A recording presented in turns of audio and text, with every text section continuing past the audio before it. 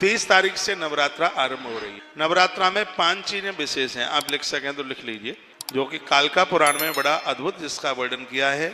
Number 1, घट स्थापन। नवरात्रा घट स्थापन। बहुत लोगों के यहाँ 25 साल से नवरात्रा ही नहीं हो रही है, क्योंकि चचिया सास मर गई थी उस नवरात्रा के दिन, वो ऊपर चली गई। अब ये चचिया सास तो द्वारा से जन्म लेकर के फिर बड़ी हो गई, तुम्हारी नवरात्रा कब तक खोटी रहेगी। गरुड़ पुराण में लिखा है कि यदि किसी की मृत्यु हुई है, चौथे वर्ष में उस तिथि को शुरू कर दीजिए, उसको खोटा मन। बहुत लोगों के यहाँ दिवाली नहीं मनती, मेरा गला सूख गया चिल्लाते चिल्लाते, और सालों से चीख रहा हूं, प्रमाण दे दे करके बोल। दिवाली नहीं मनाते, दशहरा नहीं मनाते, होली नहीं मनाते, क्यों? 28 साल पहले कोई चले गए थे, कोई डुकरा, कोई बुजुर्ग चले गए थे ऊपर, इसलिए नहीं करेंगे।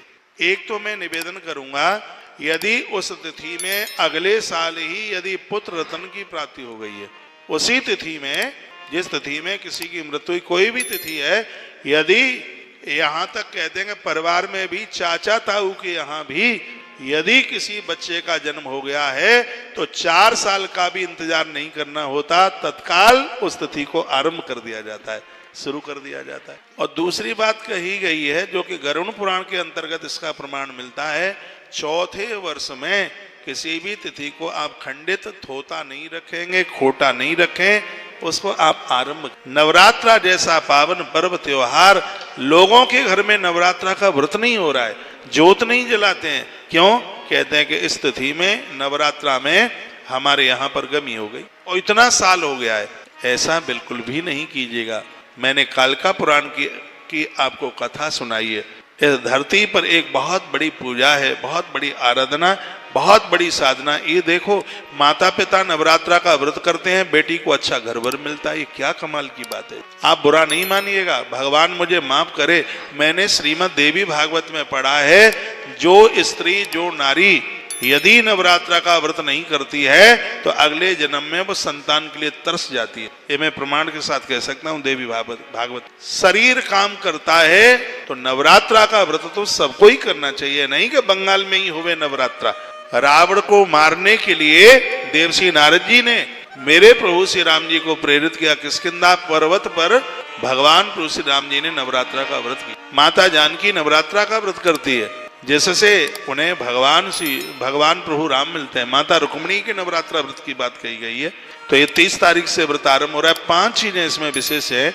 एक है घट स्थापन, और घट स्थापन में मिट्टी का ही घड़ा हो, एक तबेला सा बाजार में मिल जाता है, और बालू में, रेती में जौ, एक रात पहले उसको पानी में डाल दीजिएगा, फिर वो गीले हो जाएंगे तो वो जल्दी निकल आते हैं। जौ जितना, ज्वार जितना निकलेगा उतना ही अनुष्ठान परिपक्व है, जितना निकलेगा वो, तो उसको 1-2 दिन पहले आप पानी में डाल दीजिएगा, फिर उसको उस मिट्टी में आप उसको डालिए। थोड़ा गेहूं डाल लें, क्योंकि फिर वो गेहूं और जौ, वैसे गेहूं से जौ जल्दी निकलता है, तो थोड़ा गेहूं भी आप उसमें डाल सकते हैं। वंश वृद्धि के लिए गेहूं, दुश्मन को पराजित करने के लिए जौ, अनुष्ठान के लिए जौ को बहुत ज्यादा विशेष माना गया है। और ये बड़े दुर्भाग्यपूर्ण बात है, ये मुझे इतना बुरा लगता है। और हर कथा में मैं देखता हूँ कि माताएं रीते कलश उठा करके चलती हैं। शरीर का वजन 80 किलो और जिन पर एक शेर का कलश नहीं चलता है, कितना अपशकुन है। वैसे भी खाली बर्तन सामने पड़ जाए उसको कितना अपशकुन माना गया।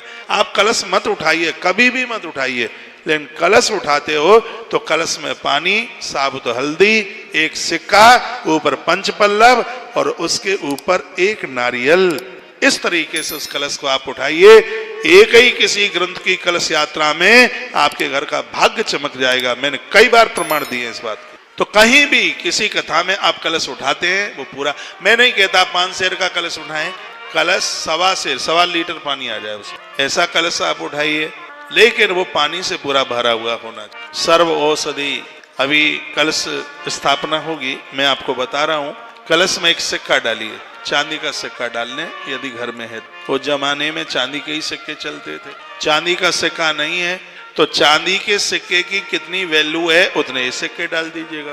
ये सिक्के, ये मुद्रा बड़ी विशेष है, बहुत ज्यादा विशेष, बहुत ज्यादा इसकी महिमा है। इसमें हल्दी डाली जाती है, साबुत, सर्व औषधियां डाली जाती हैं, जटामासी डाली जाती है कलश में, न पता हो तो आप लिख। नवरात्रा के कलश में जटामासी डाली जाती है, थोड़ा खसखस भी डाला जाता है उसमें, और गंगा जल डाला जाता है, और उसमें तीर्थों का जल डाला जाता है कलश में। फिर ऊपर पंच पल्लव, पंच पल्लव भी मैं आपको लिखाई देता हूँ। आम के पत्ते हैं, अशोक के पत्ते हैं, पीपल के पत्ते हैं, पाखर के पत्ते हैं, ये पंच पल्लव में ये नाम आते हैं। तो इनको रखकर फिर उसके ऊपर एक सकोरा, वो भी मिट्टी का आता है, उसको रखिए। फिर उसमें थोड़ा सा आप गेहूं के दाने रख लीजिए, फिर उसके ऊपर आप कलश रखें, कलश रखें, आनंद हो जाएगा, बहुत आनंद हो जाएगा। जिस समय आप कलश सिर के ऊपर रखते हैं तो उस समय खड़ा भी नारियल रख सकते हैं, लेकिन जब पूजा में आप नारियल, तो तिरछे नारियल की भी बहुत बड़ी महिमा है। ऐसे लुढ़का करके उसको, नारियल को हमेशा लाल कपड़े में बांधिए, उसको जिसको हमारी भाषा में टूल कहते हैं, तो उसमें को बांधकर ऐसे लगा के ऊपर से कलावा आप लगा दो, तो बहुत ज्यादा आनंद है। एक बात और मैं आपको बताऊंगा, 9 नारियल, जटा वाले नारियल, उसको ऐसे उसकी जटाएं निकाल लीजिए, फेंकिए मत, ये हवन के काम में ले लीजिए। किसी को बवासीर की बीमारी जिंदगी में नहीं होगी। इसको जलाकर इसकी राख मट्ठा में डालकर काला नमक थोड़ा डाल करके और घूंट घूंट करके पीजिए, बहुत बड़ी दवाई है, आनंद हो जाएगा। तो उसको ऐसे ही मत फेंकिए, बहुत बड़ी औषधि है। जब आपने उस नारियल को छील लिया है तो 9 नारियल आप अपनी पूजा में माँ के सामने रखिए। यदि आपके ठीक से अनुष्ठान हुआ है तो वायदा है 9 दिन में ये नारियल चटक जाएंगे। वो पानी वाला नारियल होता है, ये पीने वाला होता है वो नहीं। हरा वाला एक पीने वाला और आता है, वो पूजा वाला नहीं है, वो दूसरा आता है, उसको आप रखिए। तो मैंने पहली बात कही, आप घट स्थापन करें। दूसरी बात, अखंड जोत जलाएं 9 दिन, और इसमें आप तीनों जोत जला सकते हैं, घी, तिल का तेल और सरसों के तेल की। सरसों के तेल की जो दिया है वो दुश्मन का वार नहीं होने देगी, जादू टोना टोटका नहीं होने देगी। ये दूसरे लोग कुछ उल्टा पुल्टा ज्यादा करते रहते हैं, चौकी बौकी रखते रहेंगे, सरसों के तेल का प्रभाव है। नवरात्रा में इसको तो जरूर जलाइए आप, अवश्य में सरसों के तेल की जोत जरूर जलाइए, मेरी बड़ी श्रद्धा है इसके। ये व्यासपीठ से मुझे नहीं कहना चाहिए, फिर भी मुझे बोलना पड़ रहा है कि मुझे भोजन में दूध में मिला के कई बार जहर दिया गया, और हम जैसा आदमी किसी का कुछ बिगाड़ेगा? कभी नहीं। ये मैंने देखा, मेरे दूध में जहर डाल दिया, मैं किसी आश्रम में रह रहा था, तो हल्दी डाल करके दूध का रंग ऐसा नहीं होता, लेकिन वो मुझे कुछ शक हुआ कि इसमें कुछ गड़बड़ हो गया दूध, तो वो मैंने लुटिया उठाई और मैं थोड़ा गेट के बाहर आया। मुझे ऐसा नहीं करना चाहिए था, लेकिन मुझे पता भी नहीं था कि यहाँ पर कोई सूकरिया डोल रही है। मैंने वो दूध गेट के बाहर से फेंका और सूकरिया ने उसको चाटा, तत्काल खत्म हो गई वहीं मेरी आंखों के देखे देखे। व्यासपीठ से बोला जा रहा है, इसमें बिल्कुल लोग इतना उल्टा पुल्टा करते। हम जैसा आदमी स्वप्न में भी, पंडित जी किसी का स्वप्न में बिगाड़ना का सोच भी नहीं सकता। हम जैसे लोगों को भी लोग छोड़ना नहीं चाहते। ये सरसों के तेल की जोत है, ये सुरक्षा कवच बन करके रहती है, आदमी के प्राणों की रक्षा करती है। इसलिए नवरात्रा में सरसों के तेल की जोत जरूर जलाइए। हम हर नवरात्रा में जलाते हैं, मेरी बहुत बड़ी श्रद्धा है। अभी हम वैष्णो देवी जा रहे हैं कई वर्ष से, आपने टेलीविजन के माध्यम से देखा हो तो वहां तिल के तेल की, सरसों के तेल की और घी की तीनों जोतें अखंड जलती हैं, और 2 4 5 नहीं जलती, हजारों की संख्या में जलती। मैया जी आप थे पिछली साल, आपने देखा होगा। तो ये चीजें सिर्फ यहाँ व्यासपीठ से बोलने के लिए नहीं, अकेली इन सब चीजों को हम करते हैं। आपसे हो जाए, आपको लोड ना पड़े, तो मिट्टी के सकोरे में सरसों के तेल की जोत जलाना। 2025 की चैत्र की नवरात्र आ रही है। तिल के तेल की जो जोत है वो घोर गरीबी का भी नाश करती है और पूर्वजों को आनंद देती है। कभी कोई पुरखा काल मृत्यु से चला गया, समय से पहले चला गया, तो उसके लिए तिल के तेल की जोत इतनी महिमा युक्त है। मैं तो बराबर बोलता हूं, यदि किसी की छोटी उम्र में समय से पहले यदि किसी की मृत्यु हुई है, उनके नाम से 1 लोटा पानी पीपल के पेड़ की जड़ में चढ़ा करके उनके नाम से हर अमावस्या को एक जोत, उन्हें गति मिल जाएगी, उन्हें शांति मिल जाएगी। छोटी सी बात है, बस करना है तो आनंद हो जाएगा।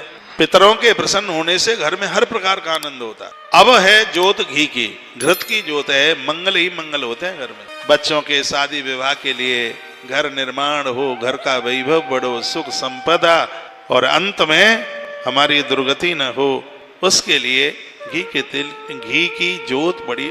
आजकल बाजार में एक पूजा वाला घी और मिलता है, 200-250 रुपया किलो मिलता है। ये सब मिलावट वाला है। कोई 200 रुपए में कोई घी आएगा? 30 लीटर दूध में तो घी बनता है और वो 200 रुपए में मिलता है बाजार में। ऐसे घी से सावधान रहिए, इससे बचिए। उसमें हो सकता है चर्बी भी मिली हो सकती है और तमाम चीजें मिली हो सकती हैं। आप अपने घर पर वही निकाल करके दूध लेकर के आओ और उसका घी बनाओ। एक बात मैं आपको बोलूंगा, रामदेव बाबा जी का एक घी चलता है पतंजलि का, ये मैं नहीं कह सकता कि वो देसी गाय का है, ना मैं ये कह सकता कि उसमें भैंस का नहीं मिला, या मैं ये कह सकता कि उसमें बकरी का नहीं मिला, लेकिन ये मैं छाती पर हाथ रख करके कह सकता हूं कि उस घी में चर्बी जैसी चीजें तो नहीं मिली होंगी, कुछ गड़बड़ नहीं मिला होगा, आपको कुछ और नहीं मिलता तो इसको आप प्रयोग में ले लीजिए, नहीं तो अपने घर बना लीजिएगा, नहीं तो फिर इसको आप अपने प्रयोग में आप ले लें। पथमेड़ा का घी आता है, अभी मैं उधर गया था, मैंने पूरा प्लांट देखा अपनी आंखों के सामने, इस घी में कोई मिलावट नहीं हो, मैंने अपनी आंखों से देखा। अभी मैं 1-1.5 महीने पहले वहां था, उनका पूरा मैंने प्लांट देखा है, वहां पेड़े भी बन रहे थे, घी भी बन रहा था, दही भी, पनीर तो बहुत बड़ी मात्रा में बन रहा था। हो सकता है कि आपसे रुपया भी ज्यादा चला जाए तो कोई बात नहीं है, गौ माता की सेवा ही में तो लग रहा है, गैया मैया की सेवा में ही। और ऐसी जगह पर यदि कोई लोग दुरुपयोग करेंगे तो वो भोगेंगे। आपका तो धर्म में, आपका तो पुण्य में जा रहा है, चीज कुछ ठीक सी मिल जाए। मैं तो कहता हूँ आपके बगल में गौशाला है, नवरात्र आ रही है, यहाँ से दूध लेके आओ ना, वहां से दूध लेके आओ, अपने घर दही बनाओ, उसमें से घी निकालो और उस घी के द्वारा नवरात्रा में जोत जलाओ, मैया जी प्रसन्न हो जाएगी, कृपा कर देगी। जो लोग नवरात्रा से पहले सीधाम वृंदावन आ रहे हैं, 27 तारीख को 28 तारीख को मैं उधर ही हूँ, पूरी नवरात्रा में कितना घी लगेगा वो जवाबदारी हम लेते हैं, हम आपको शुद्ध देसी घी वृंदावन की गौशाला का देंगे। ये जिम्मेवारी मेरी है कि घी आपको पूजा के लिए मिलेगा, लेकिन एक जिम्मेवारी आप भी संभाल लीजिए, 5 करोड़ रुपए का भूसा भरा जा रहा है गैया मैया के भूसा चारे में, आप सहयोग की फसल पर एक टाइम पर 5 करोड़ रुपए का भूसा, अब आप समझ लो कि इस गौशाला के कितने खर्च हो। ये देख रहे हैं शुरू हो गया है गाड़ियां आना, कल शीतलाष्टमी से आरंभ हो गया है।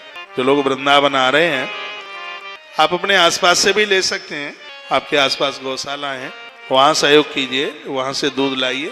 गौशालाएं दूध बेच रही है, कोई भी बुरा नहीं कर रही, क्यों गैया मैया अपने पाम के ऊपर खड़ी हो रही है। ये एक बार जयकारा लगाइए, बोलो भक्त वत्सल भगवान की जय, श्री हनुमान जी महाराज की जय। तो पहला है घट स्थापन, दूसरा है दिया, तीसरा है दुर्गा पाठ, चौथा है कन्या पूजन और 5वां है यज्ञ। ये 5 अंग हैं इस यज्ञ के, इस अनुष्ठान के, ये लिख लिया आपने, ये आप कीजिए, नवरात्र आपकी सिद्ध हो। फिर एक बार रिपीट करूं, नंबर 1 घट स्थापन, नंबर 2 अखंड ज्योत, नंबर 3 दुर्गा पाठ। कई किताबें दुर्गा सप्तशती की आ रही है, एक नंबर बहुत बढ़िया, जिसमें कोई अशुद्धि नहीं, बड़े प्रमाण के साथ में और बड़ी विधि के साथ में, गीता प्रेस की किताब ही है दुर्गा सप्तशती। और भी कुछ आती हैं, कुछ पाठ कहीं दे दिया, कुछ कहीं दे दिया, कुछ गलत, इधर का उधर छाप दिया, उधर का उधर छाप दिया, अगन्यास करन्यास भी उसमें ठीक ठाक से नहीं है।